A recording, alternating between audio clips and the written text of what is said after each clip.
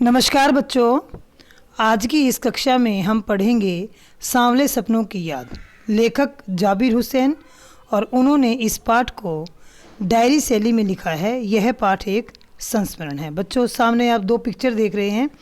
बाईं तरफ जो पिक्चर है वो लेखक की है, जाबिर हुसैन, और जो आप दाहिनी तरफ जो पिक्चर देख रहे हैं, जो फ़ोटो देख रहे हैं, वो सालिम अली, एक प्रसिद्ध पक्षी विज्ञानी जिनके बारे में हम इस पाठ में पढ़ने वाले हैं, उनका चित्र है। आप देख सकते हैं इस पाठ में, इस वीडियो में हम क्या क्या पढ़ने वाले हैं वो मैं आपको बताती हूँ। पाठ का सार पढ़ेंगे, पाठ का प्रतिपाद्य यानी उद्देश्य, या हम कह सकते हैं मूल भाव, या इस पाठ से हमें क्या शिक्षा मिलती है। सालिम अली का व्यक्तित्व, जिन पर यह संस्मरण लिखा गया है, उनका प्रकृति प्रेम, और इसी संदर्भ में वृंदावन का प्रसंग देखते हैं। लेखक ने वृंदावन का प्रसंग इसमें क्यों डाला है। सालिम अली और तत्कालीन प्रधानमंत्री, उस समय जो प्रधानमंत्री थे चौधरी चरण सिंह, उन दोनों के बारे में भी हम इस पाठ में पढ़ेंगे। सालिम अली और D.H. लॉरेंस, यानी लेखक सालिम अली के बारे में बताते हैं तो प्रधानमंत्री का जिक्र भी आता है, D.H. लॉरेंस का जिक्र भी आता है। ये सब बातें किस प्रकार से एक दूसरे से जुड़ी हुई हैं, इस पाठ में हम पढ़ते हैं, और अंत में हम कुछ महत्वपूर्ण प्रश्नों के बारे में भी चर्चा करेंगे। तो सबसे पहले बच्चों, मैं आपको पाठ का सार बताती हूँ। जैसा कि मैंने आपको पहले बताया कि यह जो पाठ है जाबिर हुसैन द्वारा डायरी शैली में लिखा गया एक संस्मरण है। लेखक ने यह संस्मरण पक्षी विज्ञानी व पर्यावरण प्रेमी सालिम अली की मृत्यु के तुरंत बाद लिखा है। सालिम अली की मृत्यु से लेखक को दुख और अवसाद हुआ है, और उसी को लेखक ने सांवले सपनों की याद के रूप में व्यक्त किया है। सालिम अली का स्मरण करते हुए लेखक ने उनका व्यक्ति चित्र प्रस्तुत किया है। लेखक ने सालिम अली को पक्षी विशेषज्ञ होने के साथ साथ पर्यावरण प्रेमी भी माना है। उनके अथाह पक्षी प्रेम, पर्यावरण प्रेम को देखते हुए लेखक ने उन्हें एक मिथक मानते हैं, और इसी संबंध में वृंदावन के प्रसंग का भी वर्णन करते हैं, और उनके बारे में बताते हुए लेखक D.H. लॉरेंस का भी जिक्र करते हैं। तो देखते हैं सबसे पहले हम पाठ का प्रतिपाद्य यानी मूल भाव, कि इस पाठ का मूल भाव क्या है। सांवले सपनों की याद नामक संस्मरण में सुप्रसिद्ध पक्षी विज्ञानी सालिम अली के प्रकृति प्रेम, पक्षी प्रेम और पर्यावरण प्रेम को दर्शाया गया है। पक्षियों की खोज में सालिम अली मैदान, पठार, जंगल आदि में भ्रमण कर दुर्लभ जानकारियां एकत्र करते थे, और एक बार जाने के बाद वो वर्षों बाद भी लौटते थे। पर्यावरण की रक्षा के लिए चिंतातुर दिखते थे, और यही सब पाठकों को बताना इस पाठ का प्रतिपाद्य है यानी उद्देश्य है, ताकि उनके पक्षी प्रेम, पर्यावरण प्रेम से प्रेरित होकर उस पुनीत कार्य को आगे बढ़ाने की हम प्रेरणा लें और पर्यावरण संरक्षण में अपनी अहम भूमिका निभाएं। इसके अलावा लेखक ने तत्कालीन प्रधानमंत्री चौधरी चरण सिंह और एक अन्य प्रकृति प्रेमी D.H. लॉरेंस के बारे में भी हमें बताया है, और इस सब का उद्देश्य यही है कि हम सब पर्यावरण संरक्षण में अपनी अहम भूमिका निभाएं। पर्यावरण संरक्षण।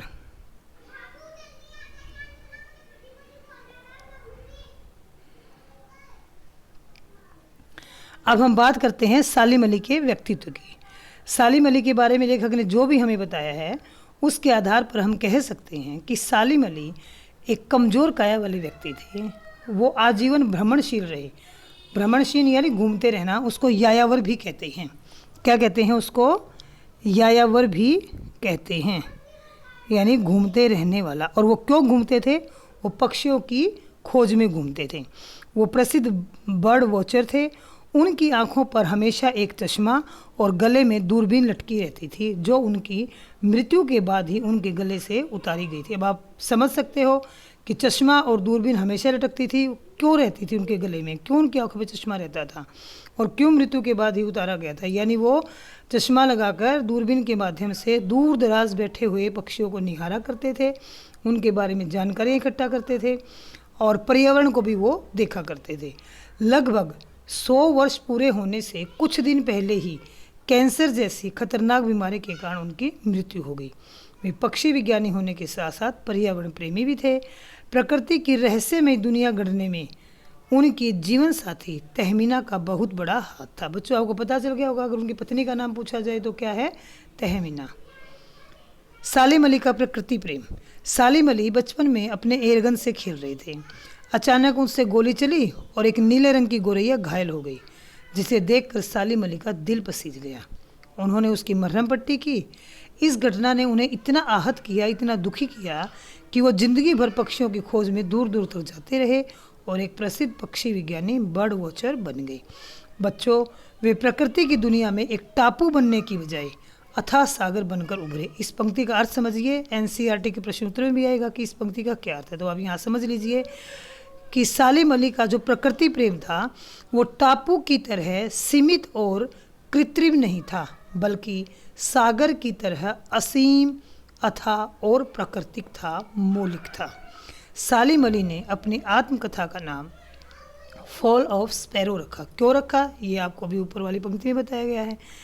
केरल की साइलेंट वैली को रेगिस्तानी हवा के झोंकों से बचाने का अनुरोध लेकर वे चौधरी चरण सिंह से मिले थे, और सिर्फ मिले ही नहीं, उन्होंने वहाँ के पीड़ित पक्षियों की और नष्ट होते पर्यावरण की ऐसी वकालत की थी, ऐसा चित्र प्रस्तुत किया था कि चौधरी साहब की भी आंखें नम हो गई थी। अब मैंने आपको शुरू में बताया था कि वृंदावन का प्रसंग देखिए क्यों किया है। लेखक ने प्रस्तुत पाठ में वृंदावन का बहुत ही सुंदर जिक्र किया है। इससे पता चलता है कि एक तो लेखक श्री कृष्ण जी के भक्त थे, और दूसरा वृंदावन के प्रसंग के माध्यम से यह बताना चाहते हैं कि जिस प्रकार वृंदावन जाते ही श्री कृष्ण जी के आने का एहसास होता है, और यह भी निश्चित नहीं है कि श्री कृष्ण जी ने लीलाएं वहाँ पर कब की थी, लेकिन निधिवन में या किसी और जगह पर माली द्वारा दी गई हिदायतों से ऐसा लगता है कि अभी श्री कृष्ण आएंगे और अपनी बांसुरी का जादू पूरी वाटिका में बिखेर देंगे। कहने का अर्थ यह है कि जिस प्रकार श्री कृष्ण की लीलाओं की बात सच होते हुए भी जल्दी से विश्वास नहीं होता, उसी प्रकार सालिम अली का प्रकृति प्रेम और पक्षी प्रेम सच होते हुए भी हम जटिल प्राणियों के लिए, हम मनुष्यों को थोड़ा सा अविश्वसनीय लगता है। उनकी यायावरी को यानी भ्रमणशील स्वभाव को देखकर लगता है कि वे आज भी पक्षियों की ही खोज में निकले हैं और कुछ ही देर में पक्षियों की जानकारी के साथ खोजपूर्ण नतीजों के साथ वापस आ जाएंगे। ये दो चित्र हैं। अभी मैंने जिक्र किया था चौधरी चरण सिंह, जो उस समय के प्रधानमंत्री थे। जो बाईं तरफ है ये प्रधानमंत्री जी का चित्र है, और जो दाईं तरफ है ये सालिम अली जी का चित्र है। अब हम बात करते हैं कि चौधरी चरण सिंह से क्यों मिले थे और कब मिले थे। सालिम अली प्रसिद्ध पक्षी विज्ञानी और पर्यावरण प्रेमी थे, ये हमें पता चल चुका है।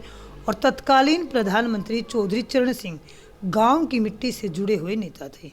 उन्होंने गांव से जुड़े रहकर अपनी राजनीति की थी। उन्हें भी पर्यावरण तथा प्रकृति के प्रति गहरी चिंता थी। अपनी यायावरी के दौरान एक बार जब सालिम अली केरल की साइलेंट वैली में पहुंचे, तो वहां के झुलसते पर्यावरण को देखकर उन्होंने तत्कालीन प्रधानमंत्री चौधरी चरण सिंह जी से उस घाटी को रेगिस्तानी हवा के झोंकों से बचाने का अनुरोध किया। पर्यावरण के प्रति उनकी ऐसी चिंता, आतुरता तथा पर्यावरण के प्रति संभावित खतरों के प्रति दूरदर्शिता को प्रधानमंत्री जी ने महसूस किया और उनकी आंखें भी नम हो गई। लेखक कहते हैं कि आज न तो सालिम अली हैं और न ही चौधरी साहब हैं, तो फिर कौन बचा है जो इन पक्षियों की और यह पर्यावरण की चिंता करेगा। सालिम अली और डीएच लॉरेंस। सालिम अली एक प्रकृति प्रेमी हैं और डीएच लॉरेंस भी एक प्रकृति प्रेमी हैं। इस पाठ में सालिम अली के पक्षी प्रेम और पर्यावरण प्रेम का वर्णन करते समय लेखक ने अंग्रेजी साहित्यकार डीएच लॉरेंस का भी जिक्र किया है। डीएच लॉरेंस भी सालिम अली की तरह प्रकृति और पक्षी प्रेमी थे।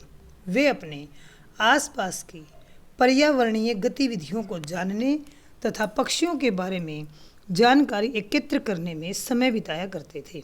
यहाँ पर बात बच्चों डीएच लॉरेंस की जा रही है। वे अपने घर की छत पर बैठने वाली गोरैया के साथ अपना अधिकतर समय बिताते थे। गोरैया बच्चों चिड़िया को ही कहते हैं।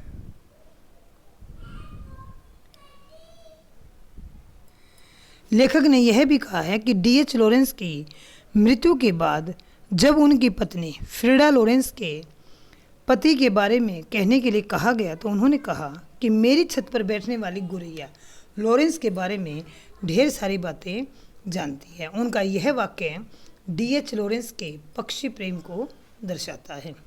अब महत्वपूर्ण प्रश्नों पर चर्चा करते हैं हम। सांवले सपनों की याद संस्मरण से आपको क्या शिक्षा मिलती है? सांवले सपनों की याद पाठ के आधार पर सालिम अली के किन्हीं 2 विशेष गुणों का उल्लेख कीजिए। सालिम अली की आंखों पर चढ़ी दूरबीन उनकी मृत्यु के बाद ही उतरी थी। इसके माध्यम से लेखक क्या कहना चाहते हैं? इस पाठ का उद्देश्य है।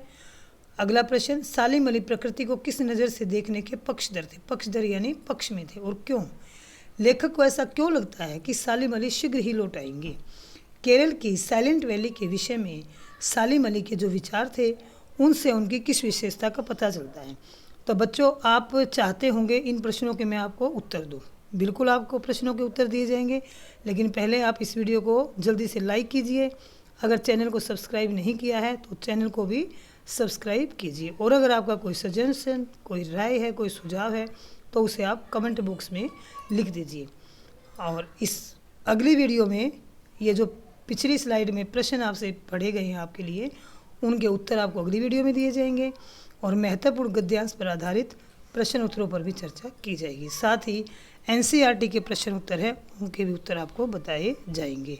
ये एक चित्र और इनके पर्यावरण प्रेम को दर्शाते हुए देखिए, चित्र में लग रहे हैं कि किस प्रकार से ये पक्षियों की खोज में दूर दूर तक जाते हुए, जिन्होंने शायद अपने शरीर का ध्यान नहीं रखा, अपने शरीर के ध्यान से ज़्यादा इन्होंने पर्यावरण का और पक्षियों का और प्रकृति का ध्यान रखा। तो बच्चों, ये वीडियो थी, ये पाठ का सार था। बहुत सी बातें मैंने आपको इसमें बताई। वीडियो को देखिए, समझिए, सुनिए, और लाइक, शेयर, सब्सक्राइब कीजिए। अगली वीडियो में जो वर्णित प्रश्न हैं उनके उत्तरों के साथ हम उपस्थित होंगे। धन्यवाद।